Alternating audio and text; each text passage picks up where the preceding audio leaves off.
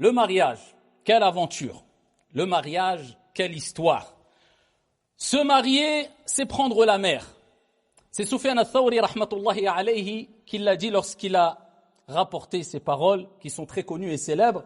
Man tazawwaja faqad rakiba al-bahr.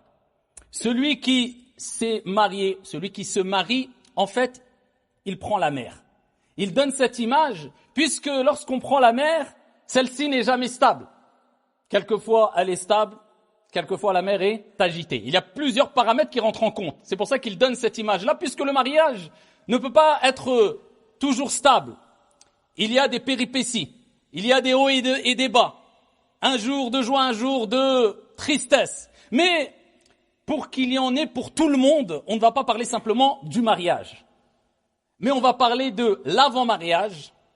Comme ça, on va toucher les jeunes qui ne sont pas encore mariés.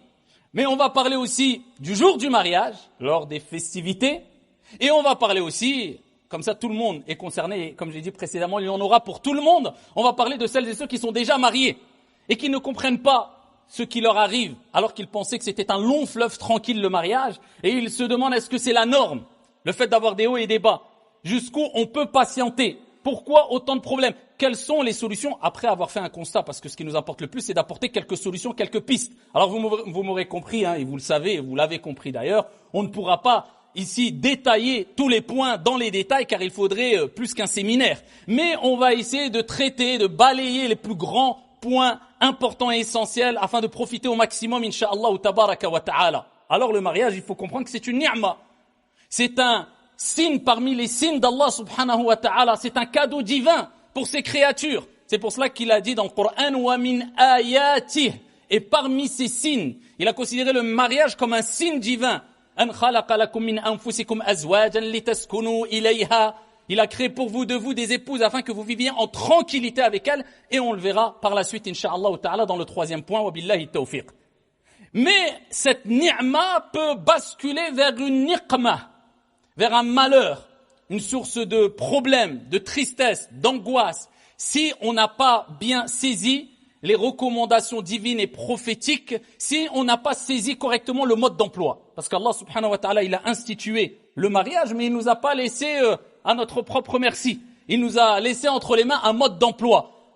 Le livre d'Allah subhanahu wa ta'ala et la sunna du prophète alayhi afdalus salati wa askat taslim avec l'éclaircissement de nos érudits à travers les siècles. Et bien sûr, il y a beaucoup de points qui relèvent du bon sens, tout simplement, pour avoir une vie harmonieuse. Donc il faut bien comprendre que le mariage c'est une ni'ma, il ne faut pas en faire une niqma, une source de malheur. Et quand il nous arrive un malheur, eh bien c'est ce que nos mains ont provoqué. Allah, il n'a pas institué le mariage pour qu'on soit triste. Et si on en arrive là, tu vis toute ta vie en étant triste, et c'est une source de malheur, le mariage, eh bien, il faut y remédier. Tu ne peux pas vivre continuellement comme ça parce que le mariage n'a pas été institué pour être malheureux et triste, mais au contraire, litaskunu ilayha. Allah, il parle de sakan, as-sakina. Il parle d'apaisement, il parle de sérénité. Puisque dans le mariage, on trouve as-sakina et dans la demeure, dans le foyer conjugal, dans le foyer familial. Si on a compris comment on doit se comporter envers nos épouses, nos époux et envers nos enfants, ça doit être un lieu de sakina. C'est pour cela qu'on appelle l'habitation aussi as-sakan. Parce qu'il renvoie vers as-sakina, la sérénité et la quiétude. Car le bienheureux, c'est celui qui est heureux chez lui, même si l'ensemble des gens sont contre lui à l'extérieur.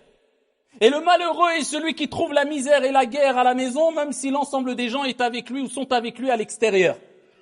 Avant le mariage. Ayyuha shabab, ô vous les jeunes. C'est le prophète alayhi salatu wassalam qui l'a dit kama ja'a fi sahih.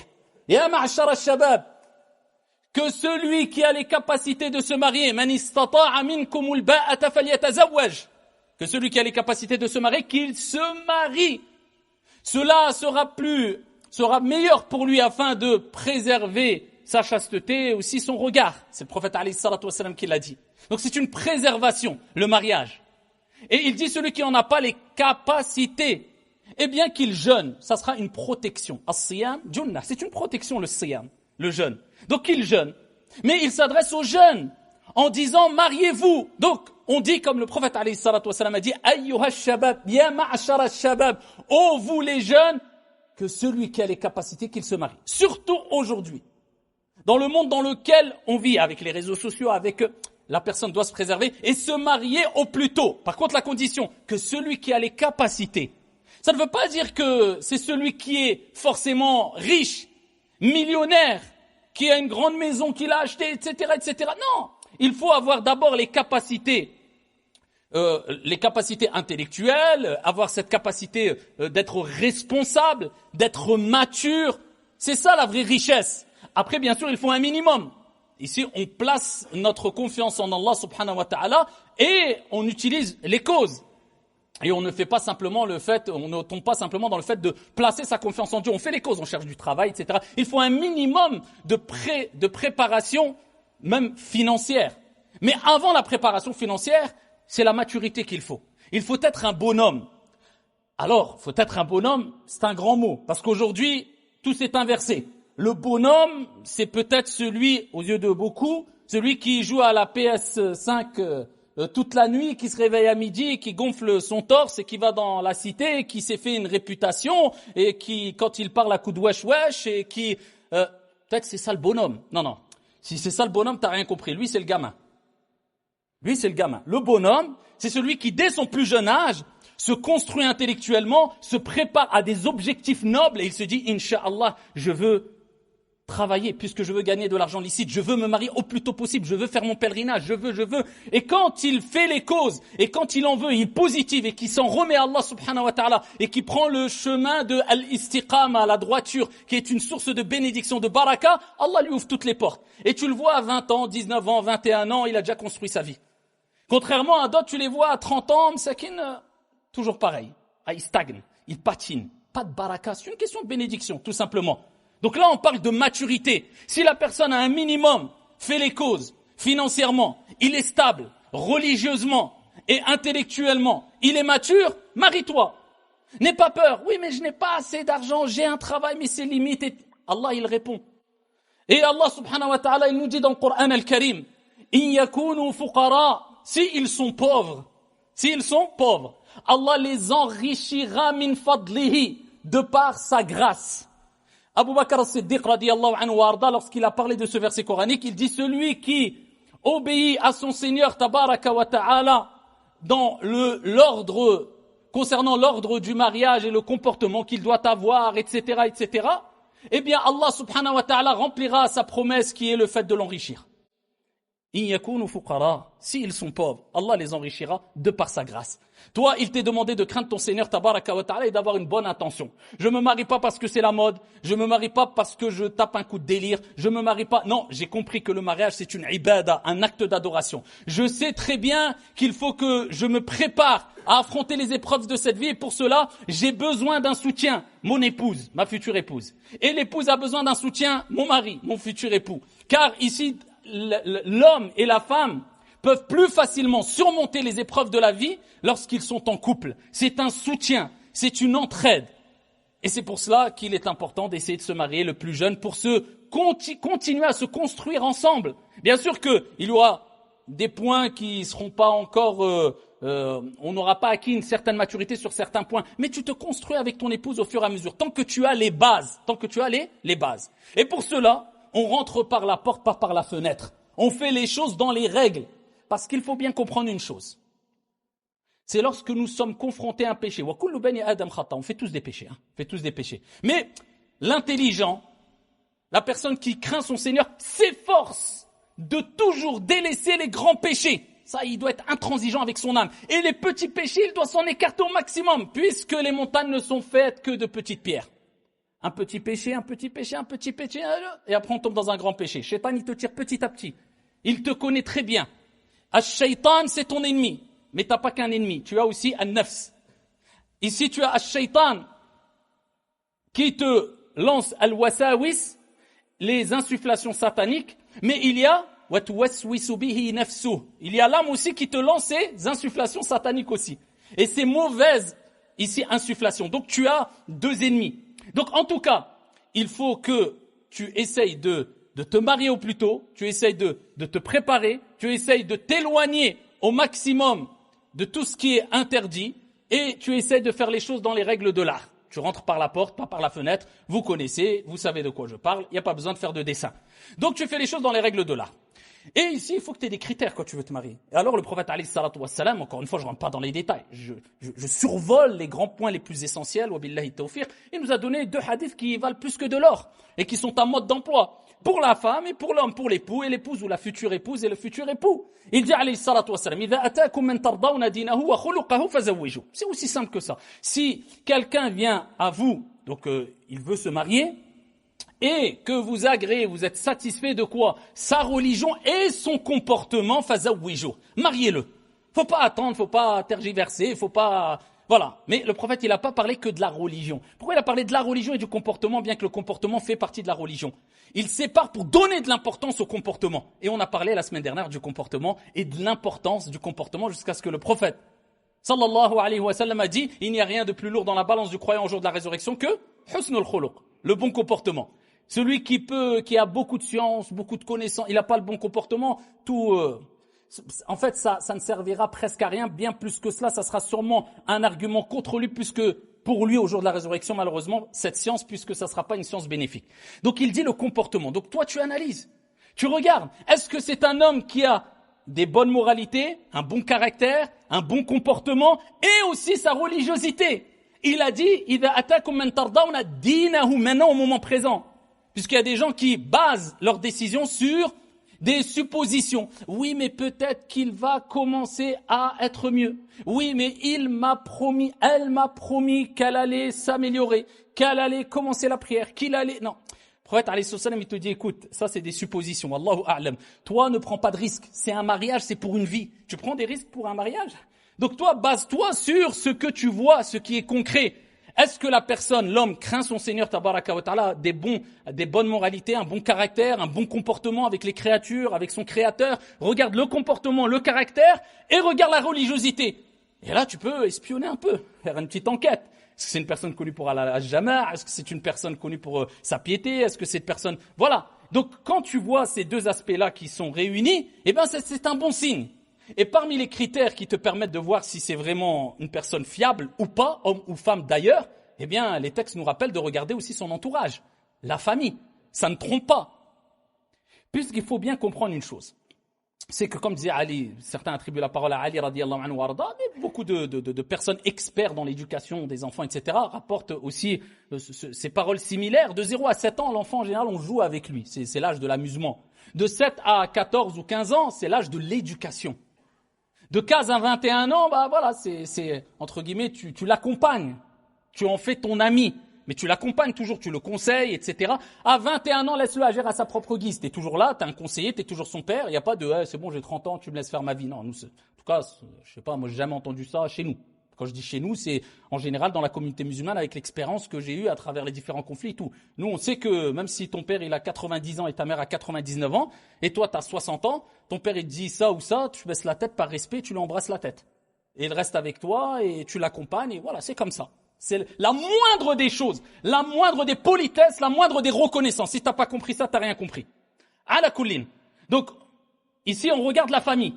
Pourquoi la famille c'est important? Parce que de 0 à 15 ans, si on veut élargir le champ, ou alors disons de 7 à 15 ans ou de 0 à 15 ans, c'est là où les fondations et les piliers ont été mis en place. Dis même les murs. C'est pas encore hors d'eau, hors d'air, hein. Mais en tout cas, le principal, il est là. Ça y est, entre guillemets, après 15 ans, c'est quoi? Tu crois que tu vas commencer à éduquer la personne? Son caractère s'est forgé. Ses principes sont ancrés. Donc, c'est qui l'a éduqué? Bah, c'est son père, sa mère. Et dans quel environnement? Avec ses frères et ses sœurs et ses oncles. Donc, et ses tantes, etc. Donc, c'est pour ça que c'est important de voir dans quel environnement a grandi l'homme, dans quel environnement a grandi la femme. Et pour cela, bah, on regarde le comportement des parents. La religiosité, la piété, le comportement, les bonnes manières des parents, des frères, des sœurs. Et c'est important de prendre en considération la famille aussi. Alors, il y a des cas d'exception. Attention. Il y a des personnes qui se sont mariées avec des filles, avec des hommes qui étaient vraiment dans des familles où ils ont vécu des choses même catastrophiques, vraiment très dures à vivre, etc. Et voilà, Allah il sort le vivant du mort et le mort du vivant. Il fait ce qu'il veut, subhanahu wa ta'ala. Je parle des règles générales. Donc ça, c'est très important. Et quand on parle du comportement de l'homme, eh bien, c'est important parce que c'est sur ça que va être basé surtout le mariage. La religiosité, bien sûr, comme on a dit, mais le comportement aussi. Parce que tu vas être confronté tous les jours à cet homme-là. Et vivre avec une personne, c'est dur. Parce qu'on a tous des défauts. Et au fur et à mesure de la vie, les défauts vont émerger. Et ensuite, les querelles vont commencer. Mais quand il y a le bon comportement, quand il y a la sagesse, quand il y a, on minimise et on évite d'arriver à une situation de non-retour. Et pareil, l'épouse. Le prophète alayhi salatu wassalam a dit, tunkahul mar'a li arba'. L'épouse, la femme, on se marie avec elle pour 4 choses en général. Limaliha en général. C'est ce qu'il disait, surtout même à l'époque comme à notre époque. Donc les gens prenaient quoi comme critère? Soit son argent, soit sa beauté, soit sa lignée, de quelle famille elle vient, etc. Surtout à l'époque des tribus, il y a des années, c'était les gens qui disaient oui, c'est telle fille de telle tribu, etc. D'ailleurs, même aujourd'hui, encore dans des endroits, on prend ça en considération. Et ou l'idiniha, ou bien l'idiniha pour sa religion. En général, c'est pour cela. Mais quel est le critère qui doit primer? Ça ne veut pas dire que tu n'as pas le droit de te marier en prenant en considération la beauté ou la lignée. Mais qu'est-ce qui doit primer? Que tu le veuilles ou non, fatigue-toi ou pas, comprends-le ou pas, tu le comprendras un jour ou un autre. Fadfar bidhati din taribat yadak. Choisis celle qui a la religion. Et il dit une expression qui veut dire que tu seras plongé dans le regret, dans l'amertume si tu ne fais pas ça. Quand on parle de religion, encore une fois, c'est pour être sur la même longueur d'onde, c'est tout à fait normal, et avoir les mêmes principes, et surtout on parle de comportement aussi, de sagesse, de douceur, d'empathie, etc., de compassion, de miséricorde, etc., etc. Et on ne cherche pas, comme certains, à avoir une femme qui approche de la piété, bien qu'on a des millénaires, de Fatima radiallahu anha wa ardaha, alors que lui, il n'est pas des millions d'années de Ali et des compagnons. Il est... Souvent, on cherche, non, surtout c'est devenu une mode, un signe de virilité chez certains qui aiment utiliser toujours le religieux, même dans l'égarement. Vous savez, maintenant c'est devenu la mode. Même quand ils vendent de la drogue, ils disent « Wallah, c'est de la bonne cam ». Wallah, c'est de la bonne cam. Donc vous savez, après on se dit pourquoi des gens ils assimilent, ils mélangent tout, ils font des amalgames, islam, arabe, ceci, subhanallah, tu sors le nom de Dieu même quand tu fais des choses illicites, et certains ils sont à l'ouest, mais tu dis ah non, moi mon frère, moi je veux une sœur, masha'Allah, qui muhajjaba, mstoura, ceci, cela. Et lui quand il fait ce sujoud à la mosquée, tu vois sarwal habat et la haya la walu hadith wala haraj. Même quand c'est l'été, lève ton pantalon et tu parles de pudeur, occupe-toi de toi déjà. On veut des gens, mais nous, il n'y a pas de problème, c'est pas grave. T'as oublié que t'étais concerné par les recommandations, par le comportement, par la bonne moralité aussi. Tu veux, soit on n'a rien sans rien. Et tu auras que ce que tu mérites de toute manière. Al-khabithatu lil-khabithina wal-khabithuna lil-khabithat wat-tayyibatu lit-tayyibina wat-tayyibuna lit-tayyibat. Comme Allah dit dans le Coran, plusieurs explications. Certains parlent de paroles, d'autres disent que c'est les bons avec les bonnes, les mauvais avec les mauvaises. Ala kulli hal. En tout cas, il faut prendre en considération cela. D'accord? Et c'est de faire attention et de rechercher et de rentrer par la porte, pas par la fenêtre, rentrer par des voies licites et pas par des voies TikTok ou Instagram pour trouver sa dulcinée, comme ils disent, ou alors son héros, son cavalier ou je ne sais quoi. Comme on dit souvent, je reprends la parole de je ne sais plus d'où je l'ai entendu, certains se marient sur Instagram, ils divorcent sur TikTok. C'est pas comme ça qu'on va se marier. Même tu vas dire, ouais, moi j'ai rencontré maman sur TikTok et j'ai divorcé sur Instagram. C'est comme ça, t'inquiète pas, si tu veux te marier, Allah te facilitera comme le prophète alayhi salatu wassalam a dit. Toute personne qui veut se marier en vue de se préserver, Allah azza wa jal s'est engagé à l'assister. Comme qala alayhi salatu wassalam.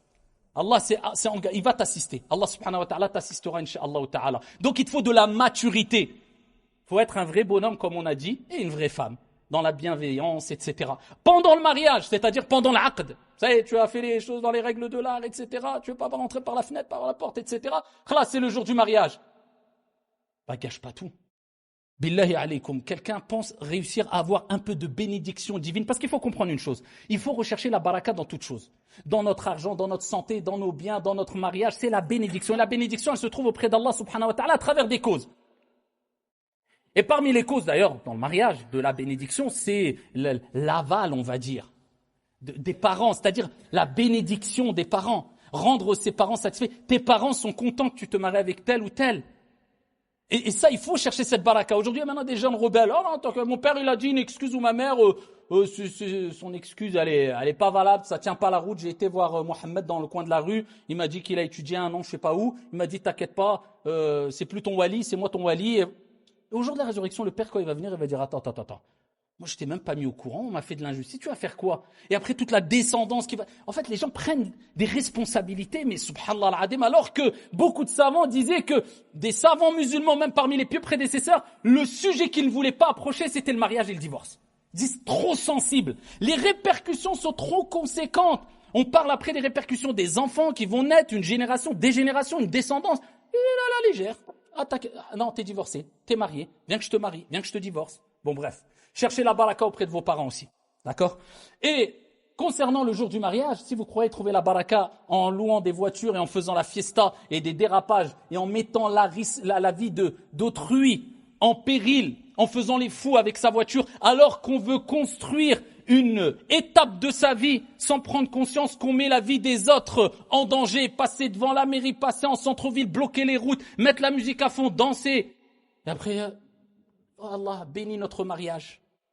T'invoques Dieu, bénis mon mariage en faisant ça, avec l'image, encore une fois, bon gré, mal gré, voilà, de l'arabe, du musulman, et après on s'étonne pourquoi, quelquefois, je ne généralise pas, il y a des gens qui font des amalgames, quelquefois ils voient pas plus loin que le bout de leur nez, ils tombent dans un racisme, ils tombent dans un... Oui, mais il y a certains qui le provoquent, je suis désolé, faut dire les choses comme ils sont, il y a certains qui le provoquent. C'est quoi ça? Un peu de civisme. On n'est même pas que dans le religieux là, ça c'est des questions de bon sens. C'est des questions de civisme, c'est des questions de adab, de politesse, de bienséance, de comportement. Sois discret. Il y a des gens qui sont milliardaires, ils font des mariages discrets. Mais pourquoi certains, dès qu'ils veulent faire la fête, c'est ruina? Mariage, ruina. Match de foot, ruina. Le truc, ça, même la fête, allez, même si tu fais dans le haram, tu peux pas faire la fête dans le haram de manière posée. Et je ne généralise pas, attention, je ne suis pas en train de dire c'est que les Arabes et les musulmans, mais souvent il y a des Arabes et des musulmans, qu'on le veuille ou non. C'est vrai ou pas? Parce qu'on reconnaît avec les termes. Koudouallah et wesh, etc. Ala kulli hal. Ici, quand on fait les choses posées, proprement. On cherche la baraka à travers la voie licite. On utilise des moyens licites. On fait son contrat de mariage à la mairie, puisqu'on est dans une époque aujourd'hui où maintenant tout est administratif, il faut prouver son mariage pour l'héritage, pour ses enfants, pour retranscrire, pour le pèlerinage. Tu passes à la mairie, c'est un gage aussi de crédibilité de la personne, puisque maintenant il y a les mariages et les divorces express. Non, mon frère, sur la sunna, et le divorce sur la sunna, rapidement. Hein. Une semaine, non, ça colle pas, la ralab. Et des compagnons, ils ont divorcé, mon frère. Parce que c'est facile, il n'y a pas d'administratif, et comme il n'y a pas de crainte d'Allah, hadith wa la haraj. Tu accepterais ça pour tes enfants? Non, mais pour toi, voilà, tu joues facilement. Gage de crédibilité, passe à la mairie, ton acte, fais ton acte, le aqd al-shar'i, voilà, tu fais ton contrat de mariage musulman aussi, avec les témoins, etc., dans les règles de l'art. Et ensuite, bien sûr, ce qui relève de la sunna après le aqd, c'est la consommation du mariage. Et ensuite, al-walima. Al-walima, c'est ce repas qui est une source de baraka aussi, comme le prophète alayhi salatu wa salam a dit. Et c'est bien d'inviter aussi les pauvres. Les gens démunis. C'est pas tu fais un mariage avec une extravagance telle que tu gaspilles des millions et prends ton argent, va au hajj ou à la umrah et fais un mariage, il n'y a pas de mal, mais dans les règles de l'art, dans le licite, dans le halal, avec une certaine éthique, avec tes principes, etc. Et tout cela, c'est connu, vous n'avez pas besoin ça, il n'y a pas besoin de faire de film par rapport à ça. Comme les droits et les devoirs de l'époux et l'épouse, c'est connu. Bien sûr, pour avoir un mariage stable, il faut que l'homme connaisse ses droits, parce qu'il a des droits, et ses devoirs. Comme l'épouse, elle doit connaître ses droits, elle a des droits, et ses devoirs. Et ça, c'est connu, et je vous renvoie vers tous les livres de jurisprudence et sur le mariage, etc. Les droits et les devoirs de l'homme et de la femme sont connus. Et attention, on n'utilise pas ces droits pour en faire un match de boxe. Ah, regarde, t'as fait ça, le prophète a dit. Ah, regarde, t'as fait ça, Allah a dit. Ça, c'est le cadre. Après, il faut avoir ces comportements de bienséance, d'indulgence, de patience, voilà. C'est à toi de faire l'effort et de ne pas rester basé que sur une guéguerre à travers les versets ou à travers les hadiths. Il faut de la maturité, il faut de la patience. Et on a toujours tendance à croire que l'herbe est plus verte ailleurs. Partout, il y a des hauts et des bas. Même quand vous connaissez le texte où un homme a voulu se plaindre des conflits qu'il avait chez lui et des problèmes avec son épouse. À Omar ibn al-Khattab radiyallahu anhu arda. Wa ma adraka ma Omar. Et quand il approche de chez Omar, il voit que chez Omar aussi, ça va pas. Il entend des querelles, etc. Il dit, si Omar, il y a ces problèmes, c'est pas moi qui vais me plaindre. Il fait demi-tour, Omar le rappelle. Et ici, il lui dit, pourquoi t'es venu, etc. Conflit, j'abrège, dans le sens. Et Omar lui a rappelé, ici, qu'il fallait patienter, puisque la vie, de toute manière, elle est courte. Et qu'il y a des hauts et des bas. Et que c'est normal. Et il a rappelé les qualités de la femme qu'elle a. Et l'homme a des qualités, la femme a des qualités. Et kada. C'est comme ça de dunya. Si vous pensez que tous les mariages sont bâtis que sur je t'aime, tu m'aimes, parce que tu as regardé trop de séries TV, ou alors tu crois que le monde virtuel des réseaux, c'est un monde réel, alors que c'est que du fake, comme vous savez. Parce que si juste ne serait-ce que les filtres n'existaient pas sur les réseaux sociaux, je ne pense pas que les 99% de jeunes seraient sur les réseaux sociaux. Parce qu'ils seraient face à la réalité. Mais là, il y a les filtres qui t'embellissent tout, hein, l'homme comme la femme, comme les situations, etc. Ala kulli hal. Donc c'est normal, il y a des hauts et des bas. Et donc, pour le mariage, eh bien ici, il faut faire les choses dans les règles de l'art. Al-walima, tu invites des gens, ensuite la consommation du mariage, ensuite ici tu fais la fête, etc. Mais il faut faire les choses dans les règles de l'art et pas faire n'importe quoi. Et ça, c'est un message aux jeunes qui ont hâte de se marier, de faire une grande fête qui va attirer l'aïn et qui va attirer des critiques et qui va attirer « préservez-vous ». Et le jour du mariage aussi, eh bien on craint Allah subhanahu wa ta'ala, c'est tout à fait normal. On cherche toujours la bénédiction. Regardez les 2 jours de fête pour les musulmans, de fêtes religieuses je parle, eh bien dans l'année c'est Eid al-Fitr et Eid al-Adha. Et le prophète il nous a recommandé d'être très joyeux, d'exprimer sa joie. Il n'y a pas de mal de s'offrir des cadeaux, de donner de l'argent aux pauvres, de partager sa viande de l'Adha, etc., etc. Zakat al-Fitr, on la partage. C'est un jour où il faut vraiment exprimer au maximum sa joie. Mais on commence cette journée-là avec quoi? As-salah. Très tôt le matin. C'est comme si Allah nous rappelait que ne cherchez pas le bonheur et la joie en dehors de votre bonne relation avec votre Seigneur. La joie, elle se trouve en passant par as-salah, par al-ibadah. Donc le jour du mariage, n'oublie pas as-salah.